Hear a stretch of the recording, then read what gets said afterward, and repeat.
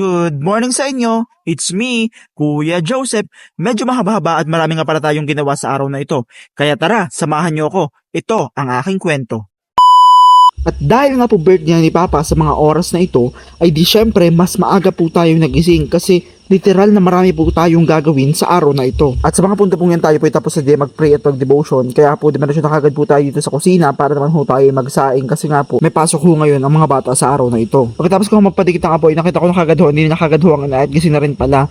Siya ho'y kagabi pang busy rin talaga sa pag-aasikaso kasi nga ho napakarami hong kailangan ayusin ho din sa amin. At medyo malambot na rin nga pala po itong manok na ito na kung saan ipinalambot ho ito ni Kujumer kagahapon na umabot na ho siya ng alas 2 ng madaling araw. At maya nga din lang naman din ho ay di maliwanag na nga ho dito sa bahay at makikita nyo po napakaliwalas at napakaganda ng panahon. Kaya mapapasabi ka talaga ng thank you Lord sa napakaganda at maliwalas na umaga. Bale, gising na rin nga pala po yung ating may birthday at sa punto pong yan ay kami magpipicturan kasi nga ho, kami ay magpupunta ng bayan at magpapagawa ng tarpaulin at biruin nyo nga ngayon pala kung kami nakakaisip magpagawa ng tarpaulin. Paano baga naman ho ay kararating lang baga naman ng inay at saka ng atirusan galing sa Mindoro kasi nga ho nagpunta ang inay doon kasi kasalan niya ho ni Kuya JR. At kung sa mga ibang handaan niya ho ay talagang hapon pa lamang ay meron ng mga nakagayak di yung mga gamit. Dino sa amin ay wala pa ho kasi nga ho simpleng handaan din lang naman ho ang aming agawin. Kung may celebrate lang ang birthday ni Papa ng kaming sama-sama. Bale nga palang bata ho nga rin ay anak ho na Atirusan ipagkakagwapo naman manang mana sa tito. At dahil na ho kailangan maaga doon sa bayan kasi nga ho magpapagiling pa rin ho kami ng malagkit at gagawin niya hong pinaltok ay di syempre naligo na kagad ho tayo dito. Bali yung pinaltok nga pala po ay bilo-bilo ata ho ang tawag din sa Batangas ay sa amin ho kasi sa Mindoro ay pinaltok ho ang tawag doon. Yung bagang may mga bilog-bilog na mga malagkit tapos meron ho mga sago tapos alagay ho sa gata. Yung bagang may gayon basta yun gayon ho alam mo. At dahil nga ho malaki-laki na rin ho sa sahod natin sa Facebook ay di nakabili na nga ho rin tayo dito ng Pajero. Dito to yan. Biro lang. Ari hong Pajerong ere doon ho sa doktor na nagche-check up ho ng mga sisiw ni Papa. Di ko ho kami may mga alagang sisiw. At maya nga din lang naman din ho, di kami ho hindi na sa tricycle sumakay na ho kami din eh. Hindi na nga rin po ako nakapag-video kasi nga ho, napakadami kong bitbit ko ho aring malagkit na rin pagkakabigat-bigat naman 5 kilo ata ho aring. Pagkarating ho namin sa bayan, hindi nagpagili na kagad ho kami ng malagkit para bawasan yung aming bitbit. Tabalikan na lang din ho namin mamaya, ay hindi ako makapag-video na rin ng maayos kapag may bitbit. At maya nga din lang naman din ho, ay dumain ho sa Atirusan, sabi baga ho ay para nakagutom bigla. Kaya tuloy kami napabili dito ng Butchi bagang ho ang tawag dito. At habang namili ho dyan sa Atirusan ng mga gamit ho, ay di ako naman ho ang kumain din mag-isa. Kita nyo naman ho yo. Gutom na rin yata ang batang aray. Pero kakain lang niya kanina, kaya naman bintog na eh. At pagkatapos ho namin mamili di pumunta naman ho kami dito sa Dream World para ho magpagawa ng tarpaulin. At ako na rin ho nag-edit nung magiging tarpaulin ni Papa kasi nga ho wala daw ho silang editor ngayon dito at malilate daw ho ng dating. Eh di kami tatanghaliin na magbibilo-bilo pa. At di pagkatapos na ho mag-edit, ay kami bagay utas na Atirusan. Gawa nang naiwan baga naman din yung bag na aming pinamili kanina. Ay di kaya halagang 400 din iyon. Ay aroy sayang din iyon kung may mawawala. Abay sa mahal baga ng bilihin ngayon. Lahat na yung nagmamahal na. Tayo na lang ang hindi. Ay! Hoy, bad yun ha? At pagkakating nga ho namin diyan sa pagpapagawa ng tarpaulin, ay dumiretso ng kagad ho kami din sa bakery para magpagawa naman ho ng cake. Ayan. So, ginaganyan-ganyan ho yan ni Kuya. So, nilalagay ho niya ng design na paganyan. So, ang nilagay po namin ay Happy Birthday, Papa, from Falgar Family. Ayun naman. At may sabi ko kay ate, habang hinihintay din ho namin yung ipinapaprint na tarpaulin, ay kami ho mag-Frank's Burger muna kasi favorite ko nga ho yun biga ho. Ay sabi naman ho ni ate, huwag na mag-Frank's, mag-McDo na lang tayo para social ng kaunti. Ay ano pang agawin ni tara na, dito na naman tayo sa tapat ng McDo. Kami nga ito sa Atirusan diyan, gawa ng anong oras pa baga naman maluluto yung pinaltok na yun, ay hapon na. Bago pa bagay na bilog-bilog, ay aroy ah. At dahil dito rin naman ho kami sa McDo at wala na makakapigil sa amin, ay di tuloy ang laba. Diyan ho ay umorder na kami ni ate at ang aming inorder ho ay ito ho, ayan. So, tara, kumain muna tayo bago mapagalitan ng inay. E sa atin nga ho, fast forward na ng mabilis. Yan, 1, 2, 3, 4, 5, tapos.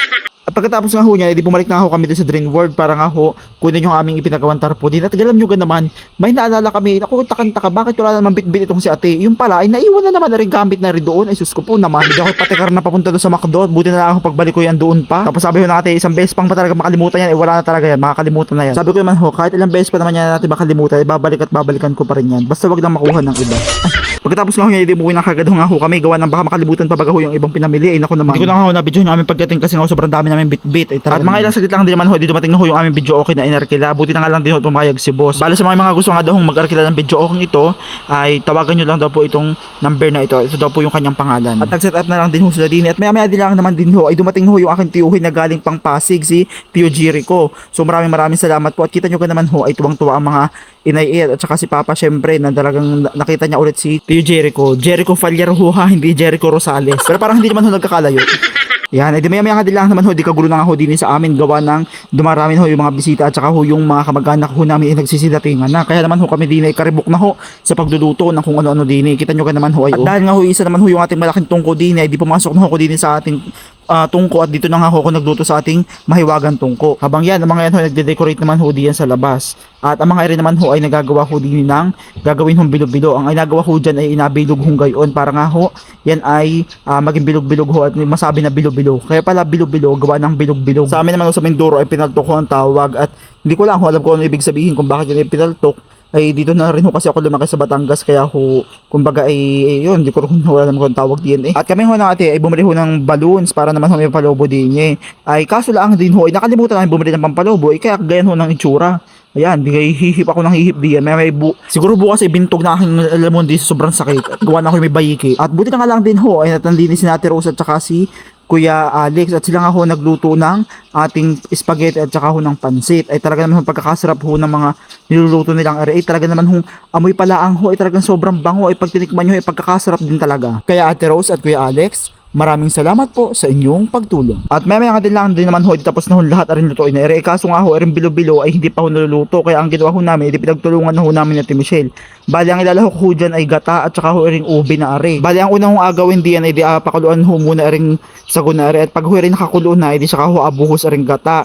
At pagkatapos ho nyo, di alagay naman ho aring asukal na are. At are hong gatas. Depende na ho sa inyo kung anong gusto nyo yung lasa. Kung gusto nyo sobrang tamis, kung gusto nyo ayos laang, ay di kayo na hong bahala doon. Tapos ho, pagkatapos ho niya, di alagay naman ho aring mga pinaltok na aring kapag ho aring nakakulo na. Diyan baga ho, hindi ko baga humaintindihan kung paano baga aring bubuhos din eh. Baka baga naman ho pag takta ko na rin pinaltok na rin bagay baga magsambulya sa akin yung mainit na gata eh, talaga naman pagkakainit na rin. Kaya ako tinulungan lang ho din ng inay eh. Yun naman, buti na talaga lagi to the rescue lagi ang inay eh, talaga naman ang inay. Kaya love na love ko yan eh. At alam nyo ko naman ho, ako'y tuwan-tuwa din sa amin kasi gan naman ho, kahit naman ho simpleng handaan lang naman ho ay talaga naman hong andun ho yun na talagang nagtutulungan ho yung aming mga kamag-anak na ere na talagang kahit baga ho napakalayo pa ng mga pinagbabiyahe ho ng mga ere nakarating pa rin ho din at talaga naman hong ako'y tuwang-tuwa din mas kapag celebrate lang ho ng birthday ni Papa ay talaga hong ay handang tawarin na yan bundok ay wala nang bundok ay yung dagat na lang tinawid ho ng mga ere at maya nga din lang di man ho nagsimula na ho yung pinaka-celebration na kung saan dahil nga ho natapos na rin yung mga lutuan diyan at medyo hapon na nga rin po na kapag simula pero sa biyaya din naman po ng Lord nakatapos din naman. At ayun po, syempre hindi mawawala yung pinaka-highlight ng celebration na kung saan tayo ay magpe-pray muna dito at magpapasalamat sa Panginoon sa mga biyaya na ipinagkakaloob niya sa aming family, especially kay Papa sa pagbibigay sa kanya ng kalakasan at talagang andun lagi yung pagpo-provide ng Lord bagamat nagkukulang kami, nagkukulang ang bawat isa ay talagang andoon yung pagpo-provide palagi ng Lord na siya lagi yung nagpupuno ng mga pagkukulang namin. Kaya Dad, happy birthday sa inyo. Talagang kayo mag-iingat palagi at maraming nagmamahal sa inyo. Kayo ay laging mahal na mahal namin. Kayo ay laging kumain at laging matulog sa tamang oras para humaba pa ang buhay. Ayaw naman. At galamin nyo naman ho diyan, ay talaga naman hindi kami magkaintindihan kung paano baga naman nasisindihan rin kandilang are pagkakadami baga naman ho. Tapos napakalakas ho ng hangin ay talaga naman hindi ho talaga namin palingas kahit ano talagang gawin. At yan, maya-maya kadilang naman ho ay lumingas na rin sa wakas aring apoy na are.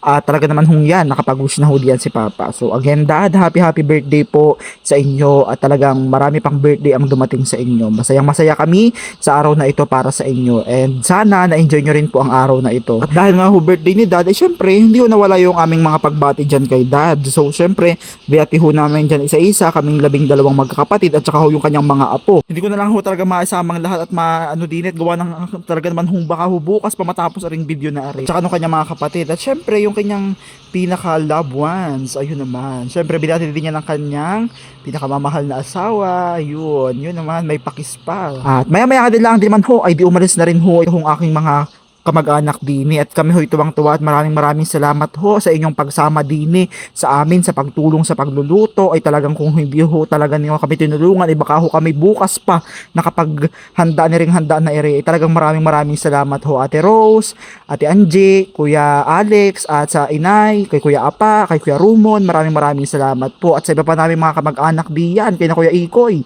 Talagang happy birthday po sa ating may birthday celebrant yan si Dad. Maraming salamat po. Ayan, maraming salamat din po syempre sa inyong pagsama at laging panonood ng ating mga video. So paano po, hanggang dito na lang po muna ulit siguro yung ating video. Maraming salamat po. Again, it's me, Kuya Joseph. Paalam! At syempre, shoutout na rin po sa mga taong ito. God bless po. Ingat kayo palagi.